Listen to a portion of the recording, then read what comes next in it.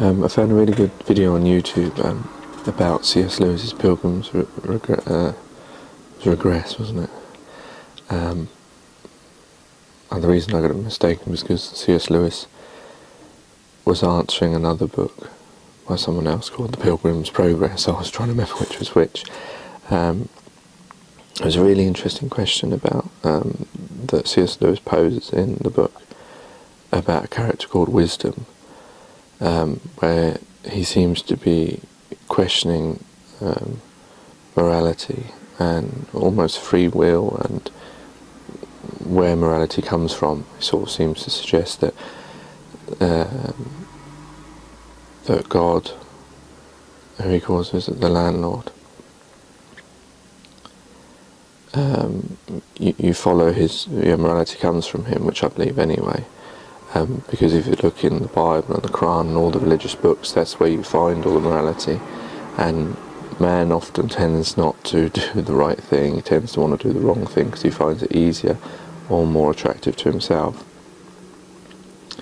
So I don't think it would be possible for a man to think up all these good moral codes which usually are against his own nature, things that he wouldn't choose to do if necessary, but which, if you look at them deeply enough, you'll see that they are the right thing to do for yourself and all concerned in the end.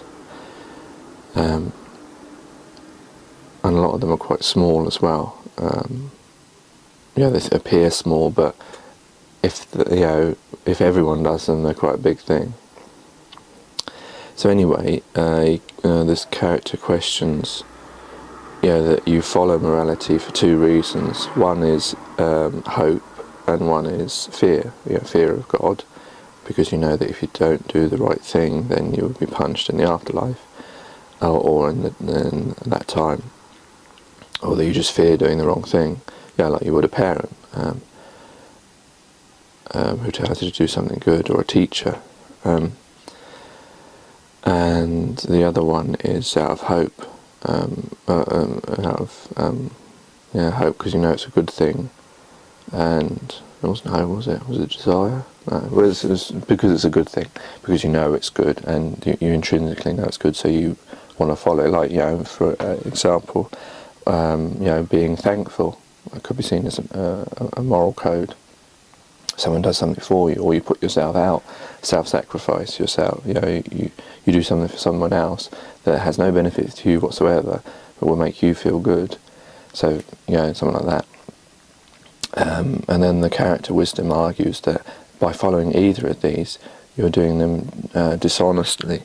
I must admit that the verse is quite complex and seems to go back round on itself, which I'm wondering if it's sort of because C.S. Lewis was an agnostic, and this was the first book after he accepted Christianity. I'm not sure if it was for the second time. I can't remember if he was a Christian first, and then when his wife died of cancer, then he came back again. So I'm not sure of his detail, but to me it seems like the character Wisdom, because he's chosen a name as and he's humanised it. He's got a character called Virtue as well. And writers and poets tend to do things like that. They use, they call people characters that are human traits to express them. And obviously the main character in the book is usually the one who is the author and has the answer that the author wants to give across. So Wisdom seems to be going through the agnostic view that maybe C.S. Lewis went through, and is questioning, whatever you do, if you do it out of hope or fear, it's because God put it in your heart in the first place, so you're only doing it disinterestedly. You're not doing it out of choice. You're not making a great effort to do it because it's there anyway intrinsically, because God created everything. It's sort of the agnostic view of the belief in God, and like the chicken and the egg, where it goes back round itself, which was first, and you can think of God in that terms, and then you get confused, and then like with the universe, it started with the Big Bang. What was before the universe? If you go out to space, how far can you go before it's not space? Does it wrap around on itself? Things like that.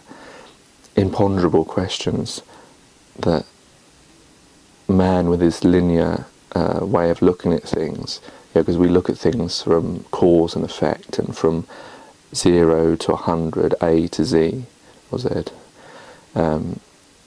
We need to see something before to see something after. We can't comprehend very easily how something can come before, if it can come after, or something like that, like the chicken and the egg, like the first creation.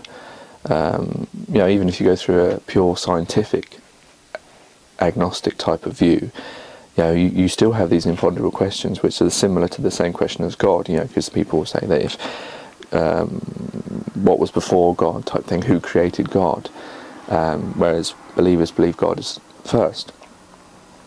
And obviously someone from a scientific or agnostic view will question, well, how can that be that something was before that? Like, a child has a mother or father, because that's how we see things. We're growing up with this thought process that's difficult to get out of it, because we believe this thought process is the right one, because we've been taught it, even though we only know whatever we know.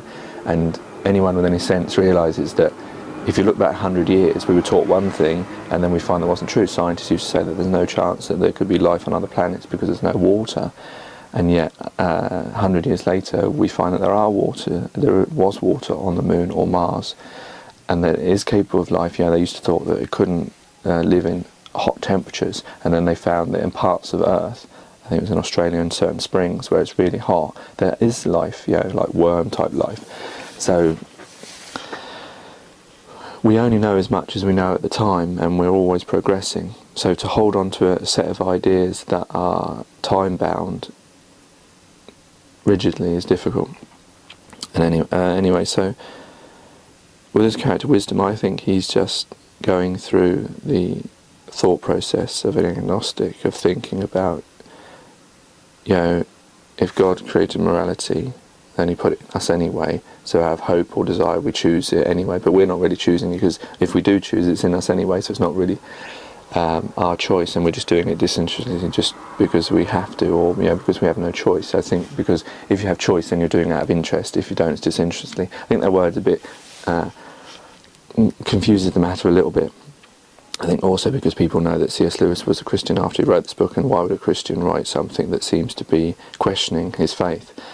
But I think that's what he was probably doing, that in the sense that he's using wisdom as the character, maybe man's wisdom, locked in its own thought processes, because faith is something that is beyond wisdom, in that sense that you have to have a certain amount of faith in the religion you believe, in God, because you can't prove it, much like you can't prove how the universe was created at this present time, or you can't prove that there is life somewhere else, or you can't see the air you breathe, or all these things that you take on for granted, even scientific things.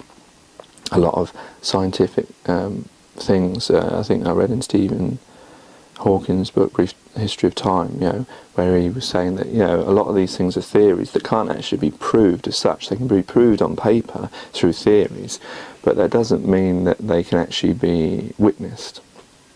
And often a lot of these theories, like Einstein's theories, were, are reinterpreted by Hawking. So, these things are always being, if they were actually concrete theories, they wouldn't be able to do that.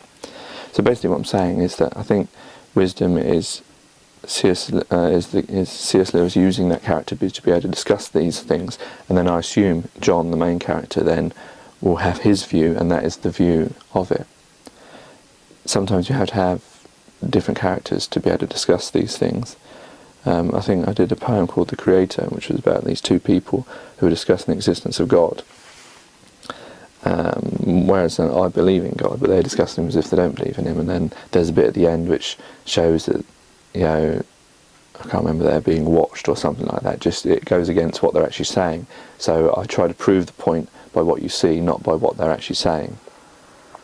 So I think it's that, but I really enjoyed that question about the Pilgrims Regress, and I hope that helps a little bit.